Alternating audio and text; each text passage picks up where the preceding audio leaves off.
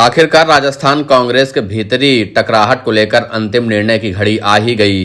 कांग्रेस अध्यक्ष मल्लिकार्जुन खड़गे व राहुल गांधी जुलाई के पहले सप्ताह में यानी 2 जुलाई को दिल्ली में सचिन पायलट, अशोक गहलोत से बातचीत करेंगे।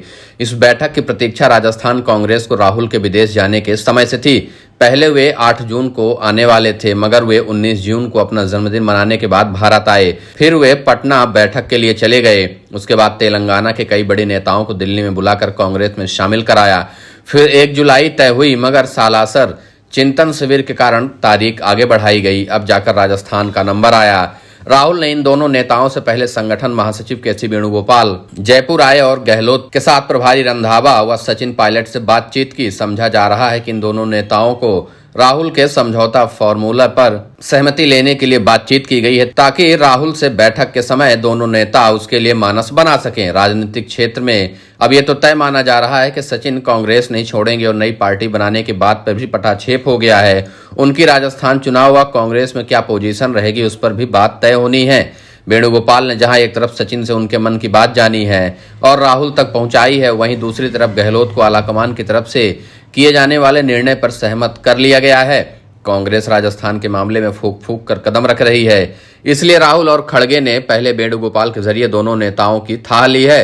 राजनीति के जानकारों का कहना है कि सचिन को चुनाव अभियान समिति का मुखिया बनाया जाएगा और कुछ टिकट के लिए भी हामी भरी जा सकती है। इसके अलावा प्रदेशाध्यक्ष पर भी कुछ निर्णय हो सकता है। यदि ये होता है तो मंत्रिमंडल में कुछ परिवर्तन भी किया जा सकता है। सचिन को एआईसीसी में अहम जिम्मेदारी भी दी जा सकती है। कुल मिलाकर जुलाई के पहले सप्ताह में होने वाली बैठक महत्वपूर्ण है। राजस्थान कांग्रेस के लिए एक तरह से राहत की खबर आने की उम्मीद है। इससे यह तो तय माना जा रहा है कि इस बार की बैठक अंतिम होगी और इस बैठक में यह तय कर लिया जाएगा कि सचिन पायलट और अशोक गहलोत के बीच का विवाद यहीं पे समाप्त होगा और दोनों नेता एक साथ राजस्थान के चुनावी मैदान में उतरेंगे।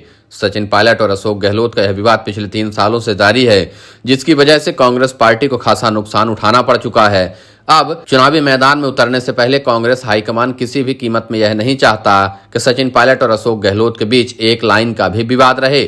सचिन पायलट को राजस्थान के चुनाव में अहम भूमिका देकर अशोक गहलोत को सहमत किया जाएगा। उसके अलावा सचिन की भी भूमिका उतनी ही रहेगी जितनी कि अशोक गहलोत की रहेगी। अशोक गहलोत भले ही 5 साल मुख्यमंत्री रह लिए हों, लेकिन सचिन पायलट ने 2018 में प्रदेश अध्यक्ष रहते हुए चुनावी जीत में अपनी बड़ी भूमिका निभाई थी। उस भूमिका को देखते हुए कांग्रेस हाईकमान सचिन पायलट को किसी भी तरीके से किनारे नहीं रख सकता। अब सचिन पायलट पर फैसले की अंतिम घड़ी है और मुश्किल से 1 सप्ताह के भीतर सचिन पायलट को क्या मिलने वाला है, इसकी घोषणा कर दी जाएगी। सचिन पायलट के करीबी सूत्रों का दावा है कि कांग्रेस हाईकमान के फॉर्मूले पर पायलट ने अपनी सहमति भी जता दी है।